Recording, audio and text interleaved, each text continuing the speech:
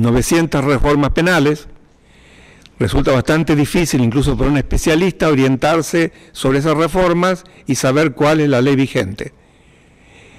Por eso, como ustedes saben, el Código Civil, y tendría que ser una disposición constitucional, pero en fin, lo dice el Código Civil, que la ley se presume conocida por todos, con lo cual no podría haber excusa en la ignorancia del derecho.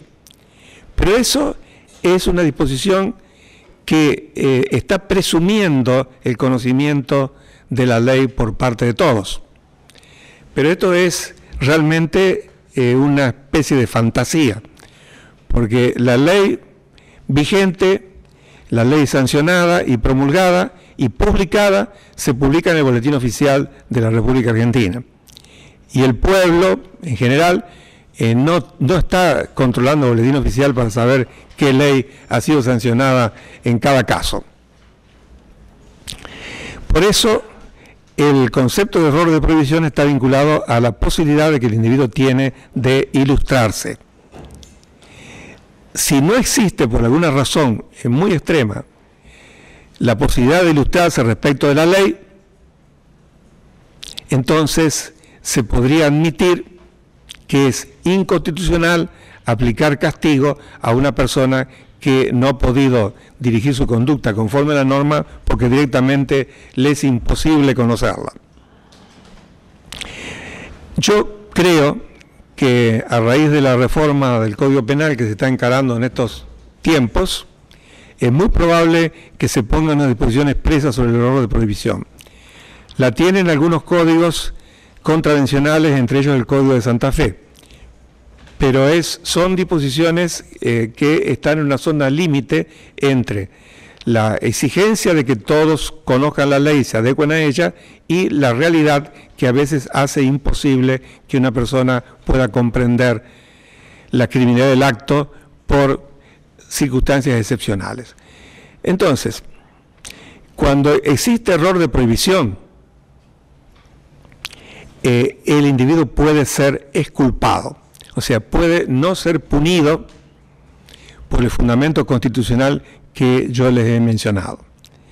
Nuestro programa trata el tema porque es un tema doctrinario, porque está receptado por la mayor parte de los países de la órbita jurídica del cual el nuestro es parte, pero no está legislado expresamente el error de prohibición en nuestro Código Penal.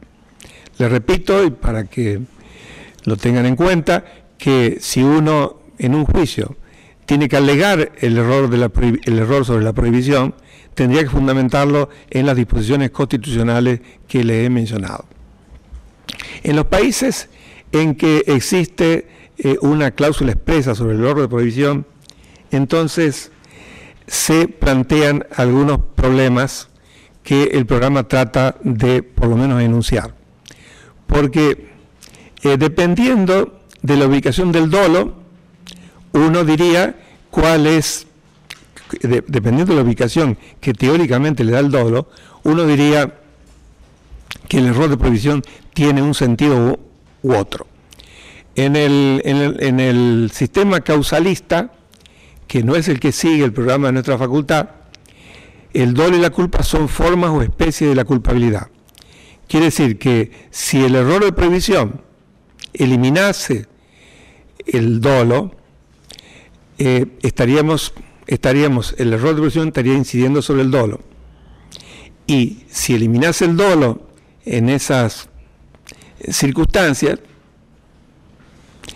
y no hubiese una figura culposa que se adicione al dolo, entonces a través de esta forma del error de prohibición tendría que desaparecer la punibilidad.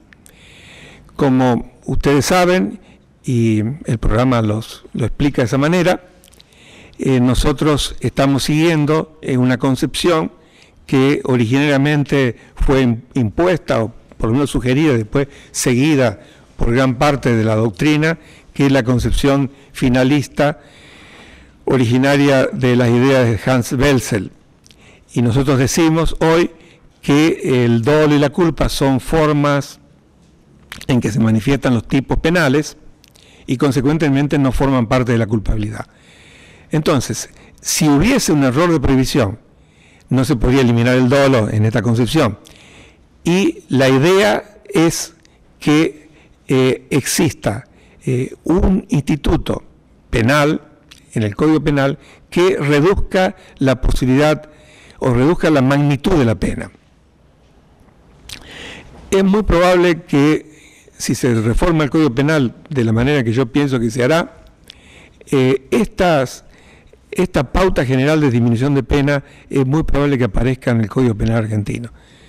Nosotros hasta ahora no hemos visto la forma en que se castigan los hechos donde hay tentativa, pero en términos generales le digo que el artículo 42, cuando habla de la tentativa, dice, son el 42, 43 y 44, cuando habla de la tentativa dice la pena se disminuirá de 1/3 a la mitad, y lo mismo hace cuando se habla de la complicidad secundaria.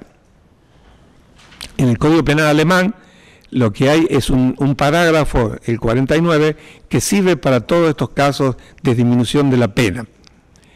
En la sistemática de la reforma del Código es muy probable que esto aparezca. Entonces se dirá, seguramente, que si el error de prohibición es evitable, la pena se disminuirá conforme a esta pauta general que se incluye en el Código Penal.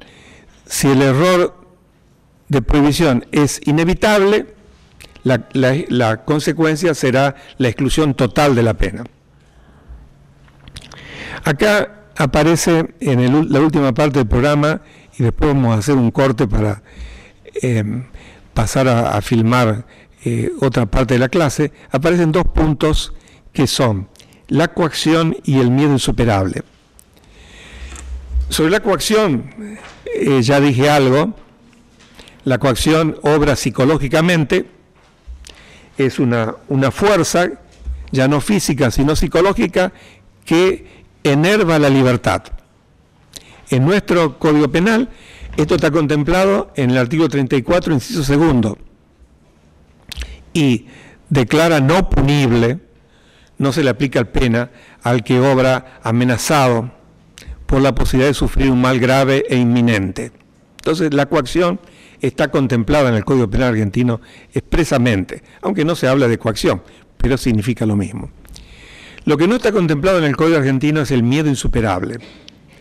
En el programa se ha puesto la idea de miedo insuperable porque, bueno, quién sabe, a lo mejor una reforma lo incluya, pero porque en otros países, concretamente en España, aparece la idea de miedo insuperable como eliminante de la culpabilidad.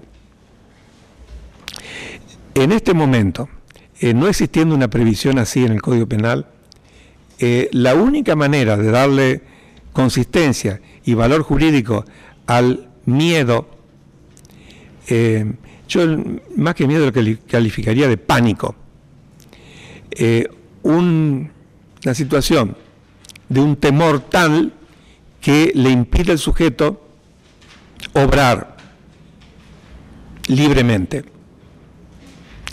Y si ustedes repasan el artículo 34 en la primera parte, en el primer inciso, dice que no es punible aquellos que no hubiesen podido en el momento del hecho, ya sea por insuficiencia de sus facultades, por alteración morbosa de las mismas, o estado de inconsciencia, comprender la criminalidad del acto o dirigir sus acciones. Entonces, la única forma de incorporar al pánico como causa de impunidad sería que sobre una base psicológica predisponente, una persona no haya podido actuar. Quizás haya sabido lo que está pasando y sabido lo que hacía, pero le está impedido actuar por miedo, en este caso sería paralizante.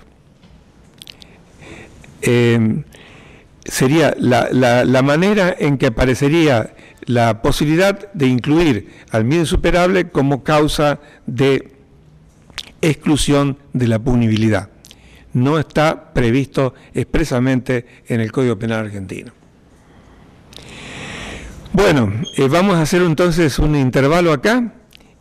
Vamos a terminar la grabación. Hacemos un impasse y después seguimos dentro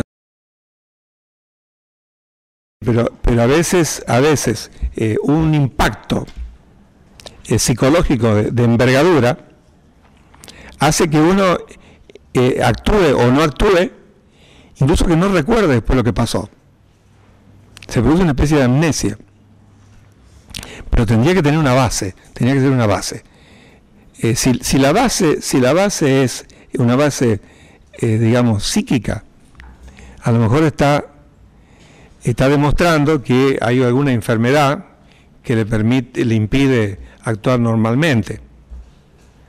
Porque hoy es un poco difícil que la gente se asuste. Pero bueno, eso no es absolutamente imposible.